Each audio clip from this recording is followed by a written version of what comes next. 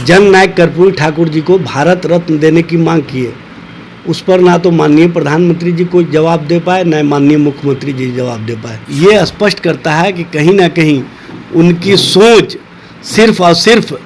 बिहारियों को अपने भाषण से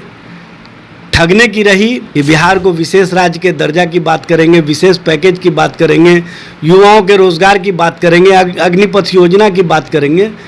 किसी तरह की कोई बातें नहीं करना। कहीं ना कहीं युवा और छात्र के साथ साथ सारे बिहार के लोग अपने आप को ठगी का शिकार महसूस कर रहे हैं। आप देख रहे हैं बिहार इन शॉर्ट्स में हूँ आपके साथ। और आपको बता दें कि कल देश के प्रधानमंत्री नरेंद्र मोदी कल शताब्दी समापन समारोह में विधानसभा पहुंचे थे और वहीं पे तमाम बड़े बड़े नेता मुख्यमंत्री नीतीश कुमार और डिप्टी सीएम रेणु देवी और विधानसभा अध्यक्ष विजय सिन्हा और नेता प्रतिपक्ष तेजस्वी यादव भी मौजूद थे और वहीं सभी लोग भाषण दे रहे थे। वहीं जब नेता प्रतिपक्ष तेजस्वी यादव की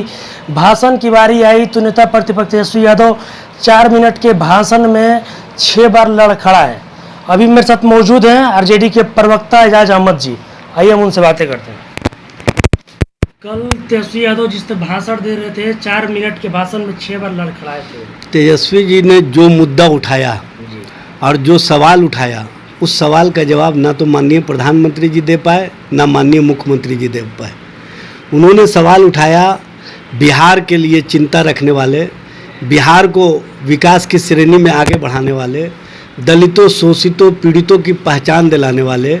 और जो बिहार से पहली बार आरक्षण व्यवस्था को आगे बढ़ाने में अपना योगदान दिए, जननायक कर्पूरी ठाकुर जी को भारत रत्न देने की मांग की है, उस पर ना तो माननीय प्रधानमंत्री जी कोई जवाब दे पाए, न माननीय मुख्यमंत्री जी जवाब दे पाए। उन्होंने लोकतंत्र में सत्ता पक्ष और विपक्ष के समन्वय की बातें की, उस पर भी कोई बातें और जवाब नहीं आई। उन्होंने लोकतंत्र में बिहार के योगदान और वैशाली जो लोकतंत्र की जननी रही है, उससे जो आवाज़ें लोकतंत्र की मजबूती के लिए निकलनी चाहिए, उस संबंध में बातें कही, उस पर किसी का कोई जवाब नहीं आया। इन सवालों के जवाब से कहीं ना कहीं मामले को डाइवर्ट करने के दृष्टिकोण से भारतीय जनता पार्टी या विपक्षी दल या कुछ मीडिया के लोग जो कहीं ना कहीं सत्ता पक्ष के इशारे पर काम करते हैं, वो इस मुद्दे को दूसरी दिशा में भटकाना चाहते हैं। जिस मुद्दे पर तेजस्वी जी ने सवाल खड़ा किया था, उस मुद्दे पर माननीय प्रधानमंत्री जी को जवाब देना चाहिए था। उन्होंने कहा था कि लोकतंत्र में जो एक दूसरे के प्रति मोहब्बत का जज्बा होना चाहिए, वो कहीं ना कहीं कम हो रहा है। ये लोकतंत्र की कमज़ोरी का आधार बनेगा और बिहार से जो लोकतंत्र की मजबूती के लिए आवाज़ें निकलती हैं, यहाँ पर एक ऐसी व्यवस्था होनी चाहिए कि सारे लोग लोकतंत्र की मजबूती के लिए यहाँ पर आकर के सीखने का काम करें। उस संबंध में जो शोध के लिए एक शोध की बात की माननीय मुख्यमंत्री जी ने, माननीय तेजस्वी जी ने, उस पर भी माननीय मुख्यमंत्री या माननीय प्रधानमंत्री चुप्पी साधे रहे। ये स्पष्ट करता है कि कहीं ना कहीं उनकी सोच सिर्फ और सिर्फ बिहारियों को अपने भाषण से ठगने की रही और जिस तरह से माननीय प्रधानमंत्री जी से जो अपेक्षा बिहार के लोगों ने की थी कि बिहार को विशेष राज्य के दर्जा की बात करेंगे, विशेष पैकेज की बात करेंगे, युवाओं के रोजगार की बात करेंगे, अग्निपथ योजना की बात करेंगे, किसी तरह की कोई बातें नहीं करना। कहीं ना कहीं युवा और छात्र के साथ साथ सारे बिहार के लोग अपने आप को ठगी का शिकार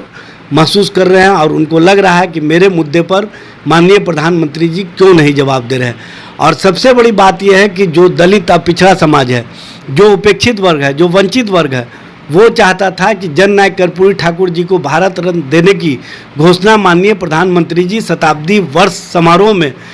बिहार विधानसभा के परिसर से घोषणा करते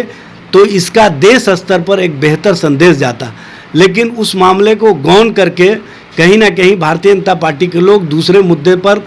चर्चा करके इस मुद्दे से भटकाना चाहते हैं बिहार के लोगों को, बिहारियों को, दलितों को, शोषितों को। लेकिन बिहार के लोग सारे बातों को समझते हैं कि नेता प्रतिपक्ष ने जो उनकी बातें रखी है, उन बातों से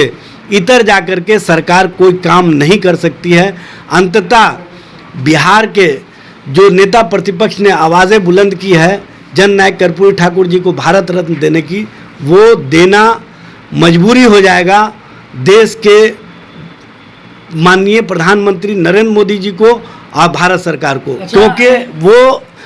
जो आंदोलन किए हैं दलितों के लिए, पिछड़ों के लिए, समाज के वंचित वर्गों के लिए, उस आंदोलन को सभी लोगों ने सहभागिता दी और उसको आगे बढ़ाने का काम किया। बिहार सरकार में बीजेपी कोटे से मंत्री, पथ निर्माण मंत्री नितिन नवीन, उनका कहना है कि तेजस्वी यादव कल जो स्क्रिप्ट लिखकर लाए थे, उनको देश की चिंता है, उनको सिर्फ और सिर्फ कुर्सी की लालच है, उनको मुख्यमंत्री बनने का लालच है। तेजस्वी जी तो कुर्सी पर तो हैं ही हैं, विपक्ष के नेता हैं। मुख्यमंत्री कुर्सी पर बोल रहे हैं वो। मुख्यमंत्री की कुर्सी का कौन लालसा में है ये सब लोगों को पता है। भारतीय जनता पार्टी कितना बेचैनी में है आप देख रहे होंगे। हर दिन उनके प्रदेश अध्यक्ष का बयान, उनके उप मुख्यमंत्री का बयान, उनके केंद्रीय मंत्रियों का बयान, और साथ में जो कुर्सी का खेल जनता दल यू और भारतीय जनता पार्टी मिल करके खेल रहा है, ये सब लोगों को पता है। नूरा कुश्ती के खेल को सब लोग समझ रहे हैं। भारतीय जनता पार्टी जिस राजनीति को बिहार में आगे बढ़ाना चाहती है, वो राजनीति बिहार में आगे नहीं बढ़ पाएगा, क्योंकि तेजस्वी प्रसाद यादव जैसा सजग विपक्ष और पूरी मजबूती के साथ सरकार के हर कामों को देखने का जो काम कर रहे हैं और उसको उजागर करने का काम सदन से लेकर के सदन के बाहर कर रहे हैं, उससे भारतीय जनता पार्टी और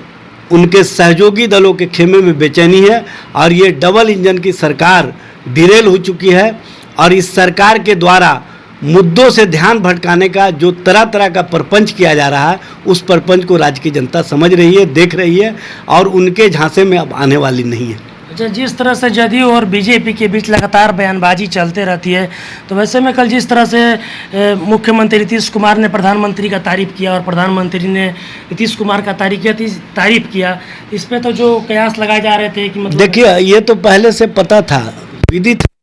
कि कुर्सी के खेल में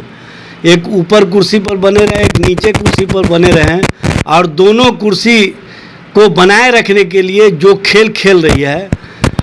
जिस तरह से परपंच करती है, उस परपंच को राज्य की जनता समझ रही है। इसलिए इस कुर्सी के खेल को राष्ट्रीय जनता दल और नेता प्रतिपक्ष तेजस्वी प्रसाद यादव जिस तरह से बेनकाब करने का काम किए हैं, आप देखे होंगे कि नेता प्रतिपक्ष के नेतृत्व पर बिहार की जनता का विश्वास तेज़ी से बढ़ा है, और उनकी लोकप्रियता जिस तेज़ी से बढ़ रही है, उस कारण भारतीय जनता पार्टी और जनता दल यू खेमे में बेचैनी है। और इस बेचैनी का ही परिणाम है कि दोनों अपने कुर्सी को बचाए रखने के लिए तरह तरह का प्रपंच और तरह तरह का खेल खेल रही है। इस खेल को अब राज्य की जनता और नेता प्रतिपक्ष आगे नहीं बढ़ने देंगे। कहीं ना कहीं इन लोगों को बेनकाब करके बताने का काम करेंगे कि ये लोग सिर्फ कुर्सी के लिए ही, सत्ता में बने रहने के लिए ऐसी राजनीति कर रहे हैं। इनको बिहार के जनता के मुद्दे से, बिहार के जो महंगाई है, जो भ्रष्टाचार है, जो बिहार में महिलाओं पर अत्याचार है, जो बिहार में लॉ एंड ऑर्डर का मामला है, इन मामलों से इनको कोई मतलब नहीं है। और ऐसे लोगों को जनता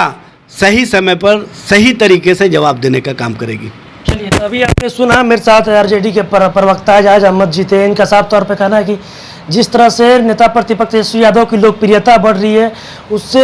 जदयू और बीजेपी वाले लोग घबरा गए, और घबराने के चलते ही वो लोग तरह तरह के बातें निकाल रहे हैं। और उनका ये भी कहना है कि जिस तरह से कल कर्पूरी ठाकुर के सर्वोच्च सम्मान की मांग की नेता प्रतिपक्ष, अगर ये कल प्रधानमंत्री मोदी आए थे, अगर इस तेजस्वी यादव के मांग को स्वीकार करते तो कहीं ना कहीं एक देश में अच्छा संदेश जाता है। और उनका ये भी कहना है कि जिस तरह से प्रधानमंत्री नरेंद्र मोदी कल आए थे, तो वहाँ पे किसी ना महंगाई पे बात हुआ, ना भ्रष्टाचार पे बात हुआ, और ना ही अग्निपथ स्कीम पे बात हुआ। ऐसी तमाम खबरों के साथ मेरे साथ जुड़े रहें। तब तक के लिए धन्यवाद।